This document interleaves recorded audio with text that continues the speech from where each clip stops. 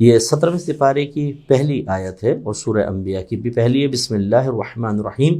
اقترب للناس حسابہم، لوگوں کا حساب قریب ہے، وہم فی غفلۃ معرضون، اور وہ غفلت میں منہ پھیرے ہوئے ہیں۔ تو اللہ تعالیٰ نے اس میں واضح فرمایا کہ حساب تو لوگوں کا قریب ہے، کیونکہ تیزی سے زندگی گزرے گی جو ہماری باقی رہ گئی ہے۔ میں اسی لیے بار بار کہتا ہوں، جو جتنے بھائی بہن مجھے سن رہے ہیں، آپ کی عمر کتنی ہے؟ کوئی سوچے گا 40 سال، کوئی 45 سال، کوئی 50 سال۔ اب میں آپ سے پوچھتا ہوں، یہ پچھلی جو زندگی کیسے گزری؟ آپ کہیں گے یوں مفتی صاحب پلک جھپکتے، جس وقت گزر رہی تھی بڑی ایسا محسوس ہو رہا تھا کہ وقت ہی نہیں گزر رہا، لیکن اب پچھلی زندگی اتنی سی ہو گئی ہے۔ اسی طرح جو آگے زندگی وہ بھی یوں ختم ہو جائے گی، اور ہم مر کے ہمارے چاہنے والوں کے درمیان سے لوگ ہمیں اٹھا کر، وہ رو رہے ہوں گے، تڑپ رہے ہوں گے، بچے بلک رہے ہوں گے، لیکن ان کے درمیان سے اٹھا کر ہمیں اندھیری قبر میں ڈال دیا جائے گا، اور سب مٹی ڈال کر ہاتھ جھاڑتے ہوئے واپس آ جائیں گے۔ پھر کسی کو اللہ توفیق دے گا تو ہاتھ اٹھا کر دعا کر لے گا، ورنہ بہت سارے تو مجھے ایسے سن رہے ہوں گے جن کو اپنے قریبی لوگوں سے بھی امید نہیں ہوگی کہ میرے مرنے کے بعد یہ ایصال ثواب کر دیں گے، کوئی دعا کر دیں گے یا ثواب جاریہ کر دیں گے، کیونکہ ہمارا ماحول گھروں کا بعض اوقات ایسا بنا ہوتا ہے کہ دنیا کے پیچھے دیوانے ہو کے بھاگ رہے ہوتے ہیں،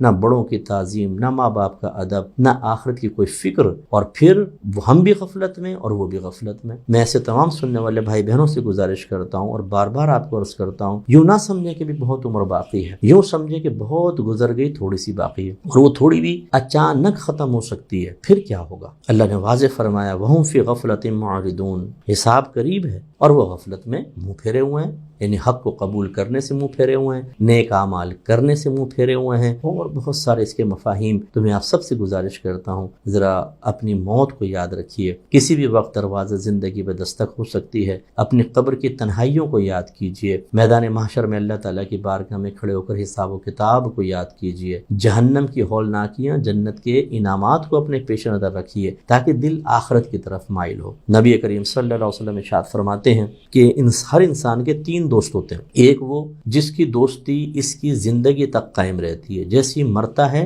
وہ اس کی دوستی ختم، دوسرا وہ جو قبر تک ساتھ جاتا ہے پھر اس کی دوستی بھی ختم، اور تیسرا وہ جو قبر میں بھی ساتھ ہوتا ہے اور آخرت میں بھی ساتھ ہوگا۔ پھر سرکار نے فرمایا، پہلا دوست اس کا مال ہے، کہ جیسے انسان کو موت آتی ہے اس کی دوستی ختم، کیونکہ آپ کا مال وارثوں کے پاس چلا جائے گا۔ پھر دوسرا دوست جو ہے سرکار نے فرمایا وہ آپ کے رشتہ دار اور دوست احباب، ان کی دوستی قبر تک ہوتی ہے، جیسی قبر بند ان کی دوستی بھی ختم۔ اور تیسرا دوست فرمایا انسان کا اچھا یا برا عمل، یہ قبر میں ساتھ ہوگا۔ اب جس کے ساتھ دیکھیں دائمی ہے، جو ہمیں قبر کی تنہائیوں میں بہت نفع دے سکتا ہے، نیک اعمال، اس سے ہم غافل ہیں۔ اولاد، رشتہ دار، ان کے لیے گناہ بھی کر رہے ہیں، ان کے لیے وقت ضائع کر رہے ہیں، ان کی رضا حاصل کرنے کے لیے غلط قسم کے کام کر رہے ہیں، اور وہ مال جو سب سے پہلے اس کی دوستی ختم ہوگی اور وہ دوسروں کے قبضے میں جائے گا۔ اور ہماری تربیت کا عالم تو ایسی ہوتا ہے، آپ نے ذرا غور کریں، جیسے میں نے عرض کیا کہ کیا جو وارث ہیں آپ کے، اس مال کو حاصل کرنے کے بعد آپ کے لیے کوئی ثواب جاریہ کریں گے؟ ہاتھ اٹھا کر دعا کریں گے؟ وہ نمازیں پڑھیں گے؟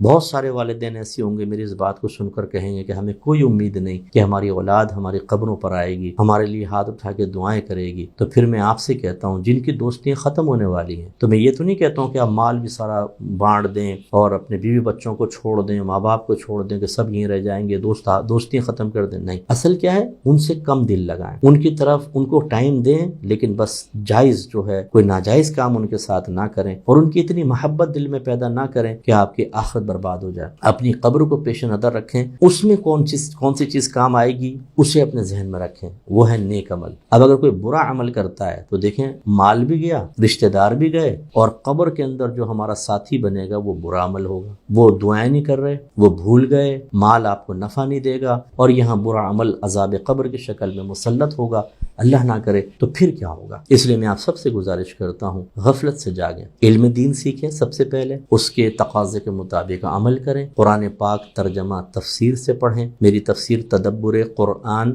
یوٹیوب پہ ہے، جو میں نے کیو ٹی وی میں ریکارڈ کی تھی، تدبر قرآن لکھیے گا، ایپیسوڈز آ جائیں گے، 1 سے آپ اسٹارٹ کریں، اور وہ سارے وہاں پہ ایپیسوڈز ہیں، پورے قرآن کو ایک دفعہ ترجمہ تفسیر سے سمجھیے۔ اس کے علاوہ حدیثوں کی طرف آئیں، شارٹ کورسز کریں، تاکہ یہ علم حاصل ہو، جہالت جائے۔ پھر اچھے اچھے نیک عمل کریں، فرائض پورے کریں، نمازیں پڑھیں، زکوٰۃ دیں، اگر آپ کے پاس مال ہے قربانی خوش دلی سے کریں، لوگوں کے حقوق کے بارے میں علم حاصل کر کے ان کا حق صحیح طریقے سے ادا کریں، تب آپ کی آخرت بہتر ہوگی۔ جس غفلت میں ہم ہیں اس سے ذرا ہمیں بچنا چاہیے۔ اور آخری بات جو میں ہمیشہ آپ کو عرض کرتا ہوں، اپنے لیے خود کچھ کر جائیں، دوسرے پہ بھروسہ نہ رکھیں کہ وہ کر دے گا، وہ ثواب جاری کر دے گا، وہ دعا کر دے گا۔ جب آپ خود اپنے لیے کچھ نہیں کر رہے، دوسرا آپ کے لیے کیسے تڑپے گا اور کیا کرے گا؟ یہ تو اللہ ماشاء اللہ کو لاکھوں میں ایک آدھ اولاد ایسی ہوتی ہے یا دیگر رشتہ دار جو خیال کر لیتے ہیں۔ میں آپ کو سوچ دیتا ہوں، ذرا اپنا احتساب کر لیں، ہم میں سے کتنے ایسے ہیں جو اپنے سے پہلے رخصت ہو جانے والوں کے لیے دعا کرتے ہیں، ان کے لیے ایصال ثواب کرتے ہیں، ان کے لیے ثواب جاریہ کرتے ہیں، اور مرد حضرات کتنے ہیں جو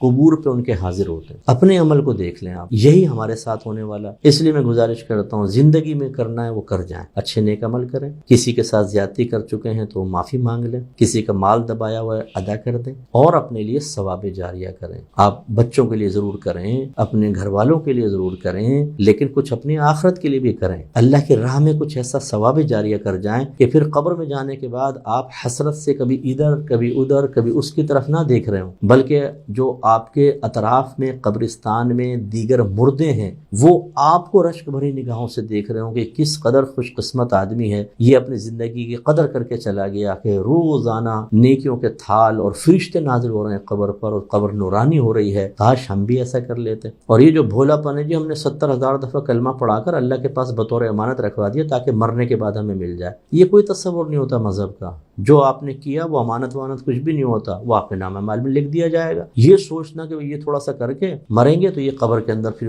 بھئی تم نے امانت رکھوائی تھی لے لو، ایسا نہیں ہوتا، وہ فوراً آپ کے نام مال میں لکھا جائے گا۔ اصل یہ ہے کہ آپ کچھ ثواب جاریہ کریں۔ یہاں دنیا میں تو کم پہ ہم قانع نہیں ہوتے، قناعت نہیں کرتے ہیں، اور مرنے کے بعد کے لیے کیا رکھا ہوا ہے؟ وہ میں نے 100 دفعہ کلمہ پڑھ دیا ہے، 700 دفعہ کلمہ، 1000 دفعہ یہ کر کے رکھ دیا تاکہ بعد میں مل جائے۔ واہ سبحان اللہ، مرنے کے بعد کے لیے اتنا سا اور دنیا کے لیے اتنا سارا۔ نبی کریم کے فرمان کے مطابق اگر ابن آدم کو، انسان کو سونے کی 2 وادیاں دے دی جائے تو وہ تمنا کرے گا کہ تیسری وادی میں مجھے مل جائے۔ اللہ تعالیٰ سمجھ کے توفیق عطا فرمائے۔